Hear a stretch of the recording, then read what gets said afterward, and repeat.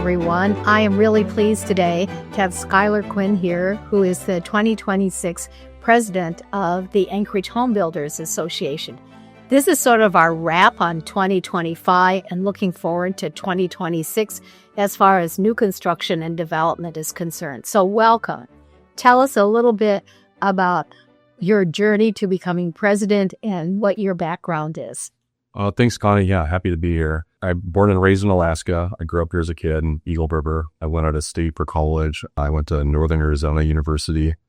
I started off in construction management, but switched to civil engineering. That's what I graduated with. I interned here in the summers for a local firm. And upon graduating, I took a job here in Eagle River working for a civil engineering company. And I did that for several years. And my dad was a client of ours, actually, when I worked there. And I worked on the civil design for a subdivision that he was developing in Eagle River. And I administered all the civil improvements for that project. And at that time, I kind of felt like it was the right time to get back into the family business. And I made the switch to work for him. And I've been working for him ever since. How is he as a boss? He's great. My dad's a great guy. Great boss, great dad. We really, really enjoy working with each other 95% of the time. But we have a difference of opinion on certain issues, but I think that makes us a much stronger company, that we see some things a little different. So my dad's awesome to work with. Well, I know that there's mutual respect. And of course, he has a great reputation in the building industry for building very nice and quality homes. And he's been a developer as well as a builder. And so that combination for you, I think, fits right into your educational and your work experience background. So now you're the president of the Anchorage Homebuilders Association. What do you see for home building in the municipality of Anchorage? Because Eagle River is still part of the municipality of Anchorage. So what are your thoughts about all of that? I think this upcoming year is going to be, my prediction is it will be slightly better than 2025. Okay. I don't see it being significantly better. And 2025 wasn't a great year. And, I look at, I just heard that our permits are up, which I found kind of surprising just because I feel like builder sentiment is down. We didn't get the economic activity that we were expecting. There's a lot of activity up on the North Slope, Pica project, the Willow project. There's, billions and billions of dollars getting invested up there. And I think that a lot of builders and developers made big investments, anticipating that we were going to see that here locally. And we're not seeing it to the effect that we thought that we were going to. Do you have a theory about why that is? On the state stuff, not as much on the state stuff. I think that those companies are operating more efficiently than they did in the past. Mm-hmm. I think it might be a combination of that and maybe more outside labor. I mean, oil and gas is still the backbone of our economy, so I'm certainly not writing it off. But historically speaking, when ConocoPhillips is investing $8 to $10 billion on a project and Pica's $6 billion, something to that effect, we would think that we would see or feel more of that here locally. And it just doesn't seem like we are. I mean, granted, interest rates have been high, costs have been high, so maybe that's kind of offsetting some of that to a degree. But it's not as good as a lot of us thought it would be. I will say that the high-end market remains strong. Mm-hmm. So we as a company have been busy. But I guess what I find interesting is that entry level that everybody is saying that we need doesn't seem to be moving. I feel like there's a big disconnect between the stats and the studies and what everyone is saying and what builders and developers are actually feeling. I mean, everyone is saying that we need more entry level housing, but you talk to the guys that are building that and it sits on the shelf. Everyone is saying that we don't need more high-end housing, and that's the product that's moving. I think there were almost $90 million plus homes sold last year. And I developed a small subdivision called Panoramic Ridge. And I'm getting $325,000 for inlet fee lots up on the hillside. That's just an incredible number. I never really thought that I was going to get that. But I have 4 sales that are right side by side one another. So if 20% is what you can think about for the price of a lot and the improvements, then you're talking about $1.5 million to $2 million for a new construction home. Yeah, that's a luxury home. Then when you're talking about the affordability factor, are you talking about the home builders that are trying to build a $500,000 house, which is the average sales price, or $530,000 is the average sales price? Yeah. That's what I'm talking about. Okay. And what you just said doesn't surprise me at all about your project. I mean, the baby boomers, from what I've read, collectively have $80 to $85 trillion of pent-up wealth. Right. And they're not affected by interest rates very much. Maybe they're financing a little gap between the equity they're taking out of their current house, but there's not a real significant difference between a couple points in interest rates when you're, only financing $100,000, $200,000, something like that. Right. But yeah, that entry level housing, they're like the townhome market, for example, the townhomes that are $450, they're not moving from everyone that I'm talking to, the builders that are building them. I know several guys have converted those into rentals because they couldn't sell them. There was a project a couple of years ago. There was a development with 8 total units, 2 fourplexes, and the prices were $299 for new construction. They were a little over 1,000 square feet. And when I saw that, I thought these are going to fly off the shelf. And it didn't do very well from what I've heard. And I think that there's a mixture of factors as far as why that is. I think that the people that are trying to buy that housing are very affected by interest rates. I think that it's really hard for those people to save any extra money to go towards a down payment and closing costs. I feel like, those are definitely some of the big factors, but a friend of mine pointed out that he thinks that, or a big builder friend of mine pointed out that he thinks that a lot of the newer home buyers are more interested in buying a fixer-upper because of all the DIY shows. And they like to put sweat equity into it. And they're not putting as much value in new construction as they did prior. And it was kind of funny because he was telling me the story, and I thought, how are they not accounting for future capital costs, energy efficiency, all the benefits? The average age, the 42 years average median age of fixer-upper, Exactly. How are they not accounting for all that? And I was kind of arguing against that theory. And then about a half hour later, I realized that I personally did exactly that. My first house was built in 1962 that we bought. It was a turn-again, great location. We fixed it up, awesome house. And then we upgraded by buying an even older house, a homestead property in Eagle River that was built in the 40s that we did a major remodel to.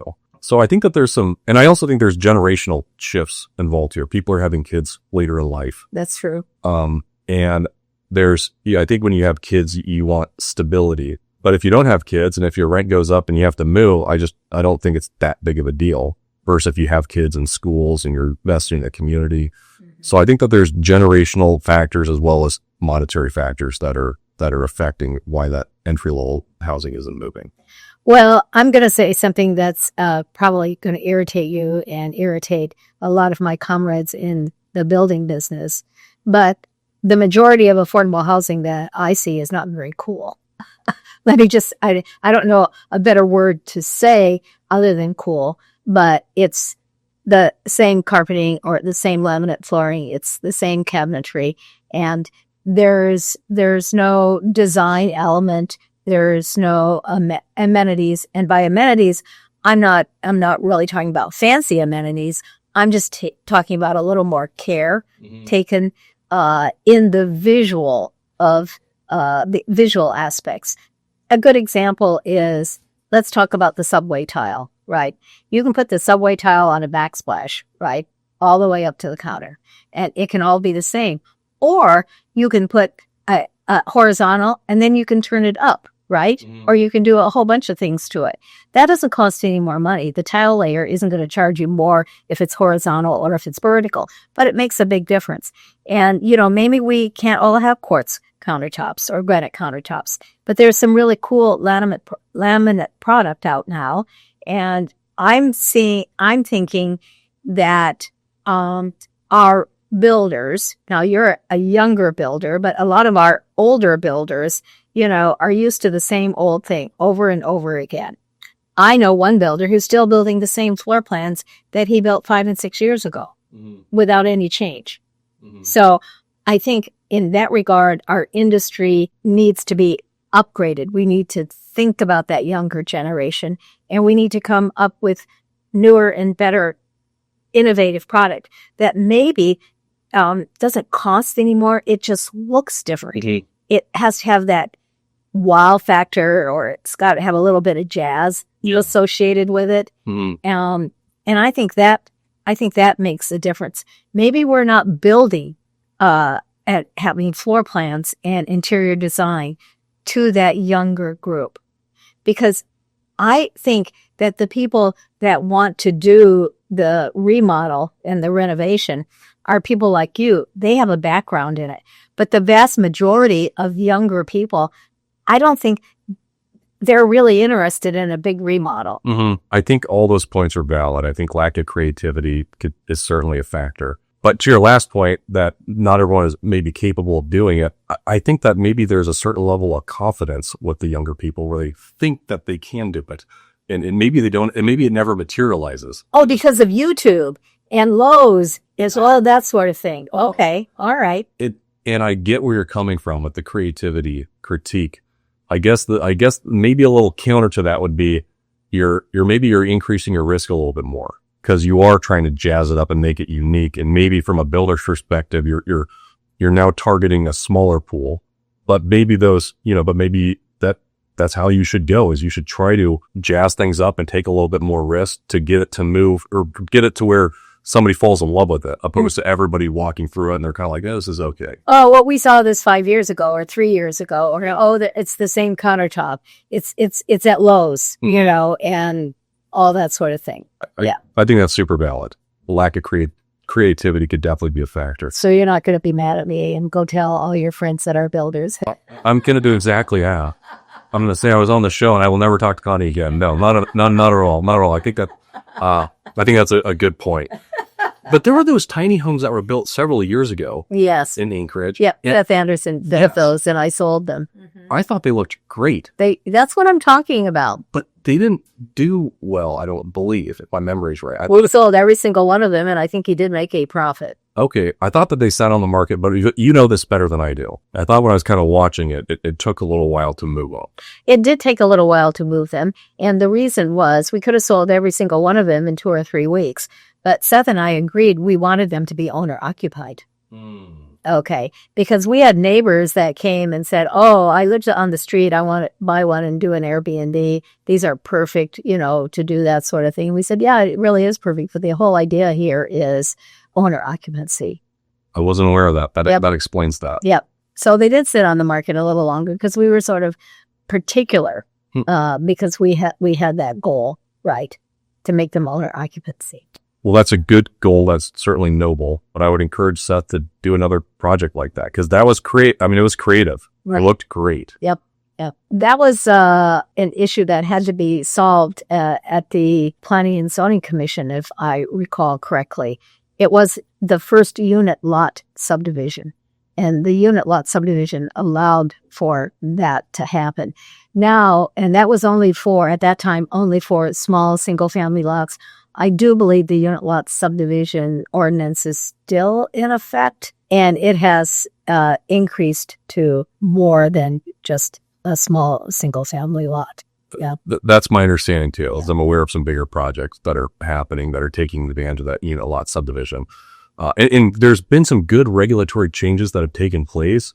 But I think it takes a little while for the industry to totally understand them and capitalize on them. And regarding your first question about this upcoming year, so I'm not super optimistic about this upcoming year, but I'm more optimistic within a few years. I think that there's a lot of things happening on the federal level with military investment, Coast Guard investment, infrastructure investments. For Alaska. For Alaska. And South Central Alaska, because we are the hub. We are the financial and business hub. Yeah. Nobody wants to live in Fairbanks. Just too cold. Well, it's too for a developer. I mean, I lived in Fairbanks briefly. I left when it was 52 below zero, right? That was cold. I used to say Fairbanks was perfect because it was good for cold weather. But at 52 below zero, it's even too cold for that. Mm-hmm. But what I would say is families, if you're talking about oil and medical and all that sort of thing, families much prefer to live in a more temperate climate, which is Anchorage, although it's not that way today, right? Because we've had a real cold spell. But generally speaking, yeah. But you look at like J-Bear, for example. Mm-hmm. I mean, I mentioned earlier that there seems to be a little bit of a disconnect between some of the oil projects and what we're seeing here locally, but there is some investment that is happening in our backyard, right? That I would sure think we would see a lot of big military projects. I got to believe that we'll see more of this, more of the oil effects maybe at some point in time, because it doesn't seem to be slowing down the North Slope. It seems like there's more stuff kind of in the pike that's coming up. So the North Slope, oil and gas, medical, increased medical. I mean, if you just look at all the building that's going on off of Tudor Road, in that whole medical group there, buildings. So you've got oil and gas, you have the medical community, you have tourism, you have a lot of activity, mm-hmm. right? But we're not seeing it in the housing market. We're seeing the medical. I feel like I'm personally seeing that. Yes. That's big time. Yes. Those guys are building houses. Right. And they can build a $2 or $3 million house with zero down. Exactly. Yeah. Yeah. They're in that high end, and then they're building houses. They're huge contributors to what we're seeing. Yes. But that entry level, that it's a problem that we have. And it's interesting because people criticize building all this high end housing, but they're not thinking of the fact that when people buy that, they're selling their existing house, exactly. which is freeing up a unit for somebody, maybe an entry level or another move up person to buy. Right. So it's all housing is good. Yes. All of it is good. Yeah. But I see builders continuing to build what's most in demand, and that it seems like it's that high end market. But hopefully if rates come down, hopefully we see more new construction activity with kind of the first time home buyers, or maybe just that younger population. I think we really do have to help them as far as down payment, maybe some tax relief, property tax relief, and all that sort of thing. I thought the smartest thing that happened in 2025 was AHFC's $10,000 rebate for a 5-star plus home that was built in 2025, at least had a foundation in. But I understand they have still lots of money left. I can't remember if it was $5 million or $10 million that they set aside to do that. And we had hoped and thought that it would all be gone, right? Mm-hmm. That $10,000 would help that affordable market a lot, because it's the down payment that is creating the big problem. Because of inflation, 35% inflation, people are still going out to eat. They're still buying cars. They're still doing all of that. They can live well, but they just can't save for the down payment. So that $10,000, especially if you're going VA or FHA, helps. The $1 million and $2 million buyer, they don't really care about all that. Mm-hmm. And they'll take it, hopefully. But it really, if we could build more, quote, affordable, attractive housing for that $10,000, that would help a lot. Yeah. Yeah. I definitely agree. That it would help the military buyer, because he can do 000 down. It would help the FHA buyer. And because FHA now has low down payments. So that would be a good thing. So part of the problem that I see is that there's no land for building affordable.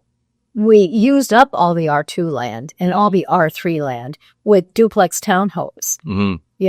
No, I mean and so there's not much ground left for that type of housing. I totally agree. I mean, the future is going to be a Clutness project. Yes. They have tons of land. That's where the future growth is going to be, because you're right that whatever land is left is hard to develop. It increases the cost, and then we're out of that entry level housing. But I know Clutna is working on their project. That's going to come to fruition at some point. I'm not sure when, but if you if you take that out of the picture, it's hard to find a big pocket on where this future growth is going to happen in town. I mean, look at all of these subdivisions. They're all, I mean, we used to have big subdivisions, and now people are just finding any little pocket that can start 5 or 10 units. 5, 10, you mean we hit 20, 25. But I mean, what was the last, Sand Lake was probably the last, how many units are in Sand Lake? 42. 42. That's probably the biggest. That's happened in a while. Yeah, that's happened in a while. Right. So we need more projects like that, but where they There's go? no land. I've been looking for 5 years. Yeah. Well, there's no more land to really do that. And there is sort of an economy of scale. You know, you could look at 5 acres, but if you take an acre or 2 acres or 3 acres, you go through the same steps, the time frame, as if you're going to do 40 units. Mm-hmm. So it's not as economical Mm-hmm. as it would be. You really need, in my opinion, you need no less than 5 acres or 5 to 10 acres for a nice neighborhood, for a nice community. And it's just not available. Well, it is available, but it's not available. We've given so much, not given, but the Great Land Trust has taken a lot of land. You know, there was a really nice piece in Jewel Lake that they took. They took the 90 acres up in Potter. Mm-hmm. They take a lot of land. And why does every school, now we're thinking about going to 4 days a week, why does every new school in the past have to have 15 acres? Mm-hmm. You've got some beautiful land for schools, right, that are on schools in your Eagle River area. Mm-hmm. Beautiful land. So there is land around, but it's just not available for private parties like you and me. Mm-hmm. And I mean, Alaska Mineral Trust Authority. Yes. There's some BLM pockets. There's all kinds of government agencies that are just harnessing this land. And HLB, I mean, there is land out there. To your point, it's not available right now. It's not available, or it's really hard. You know. And then the other thing is, to a lot of these pockets, there's no infrastructure. Mm-hmm.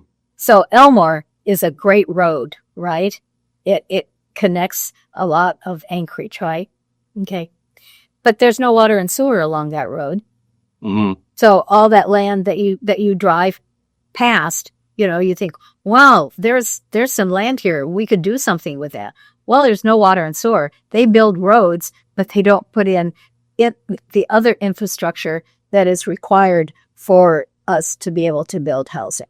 Yeah, and as you know, but maybe others don't, to bring in those utilities outside of your property bounds, that is on you, the developer. That's an offsite improvement, Right? And that kills a development. Every time that kills it. A developer should only be responsible is when he puts a road, water, sewer, gas, and electric in, if he can have a driveway. Mm-hmm. If that road services a lot.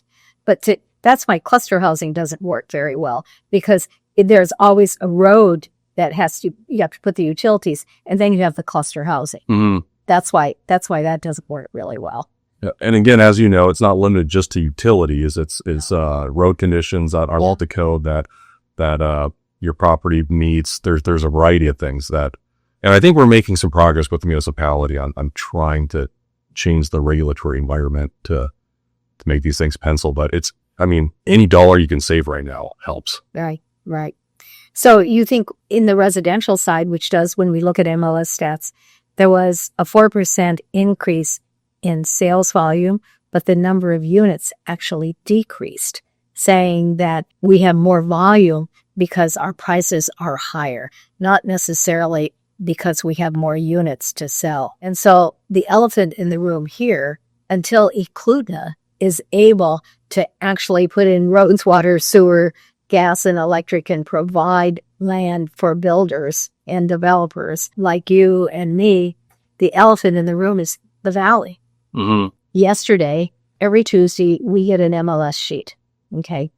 And yesterday, there were approximately 146 residential properties for sale in Anchorage with a population of 286,000 people. In Wasilla, there were 20 more units of housing available. And that's Wasilla. That doesn't include Palmer or Big Lake or anything. We're not talking about the Matsu Borough. We're just talking about the Anchorage and versus Wasilla. Which has a population of, well, Yeah, 50, maybe 60. that was kind of Altogether, the Metsu has a population of 106,000. Yeah, wow. Yeah.